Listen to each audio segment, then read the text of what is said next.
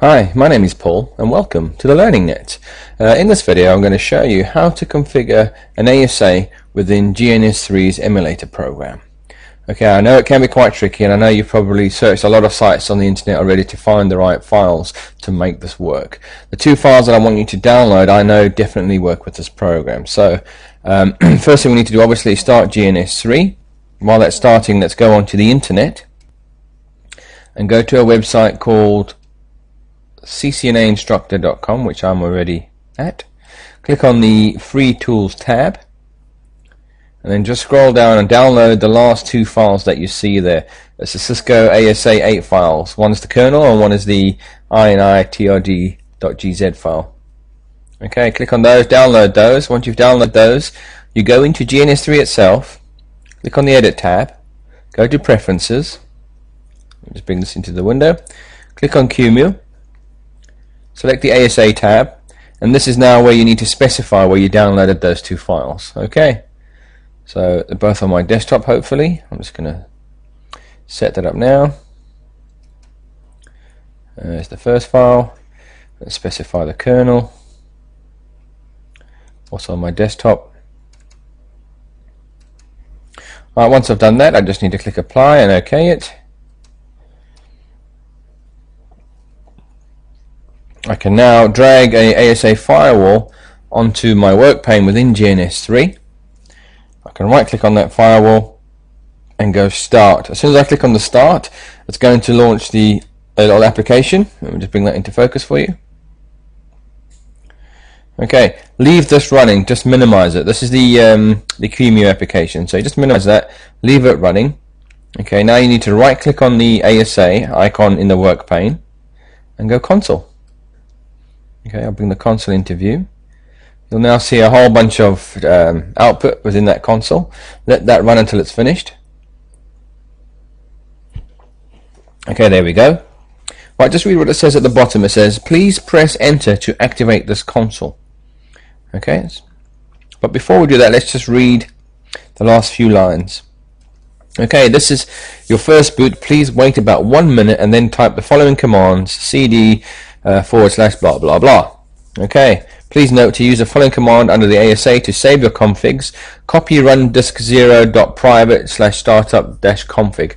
Now, I've tried to save my configs before using that command, and it hasn't actually worked.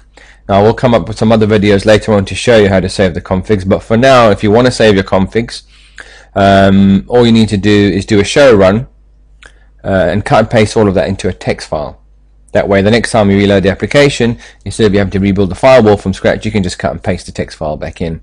Okay, so I know it's a little bit longer than saving it to the disk or to the actual ASA itself and to the startup config, but hey, you know, it's an excellent training tool, so beggars can't be choosers, as they say.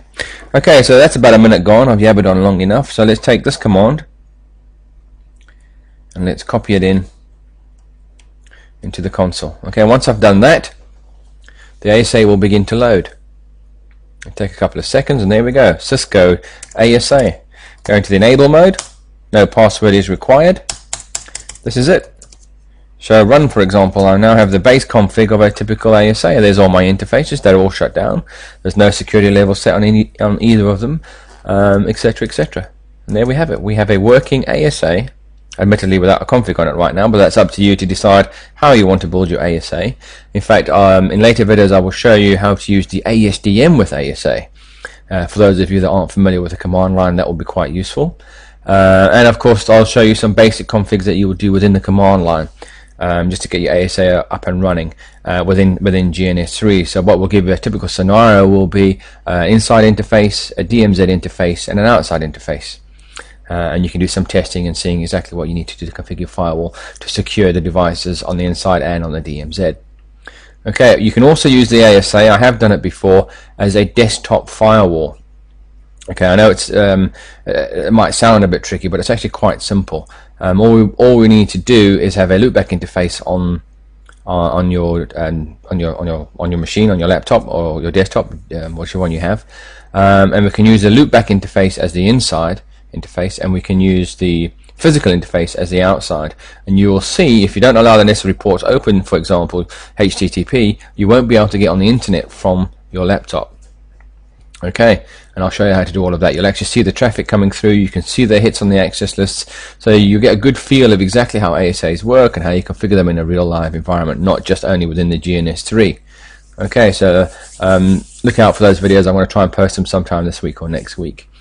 Okay, so that's an ASA within GNS3, and as I say, I'll also show you the ASDM in the next set of videos. Okay, well, my name is Paul. I'd like to thank you for viewing, and have a good day. Cheers.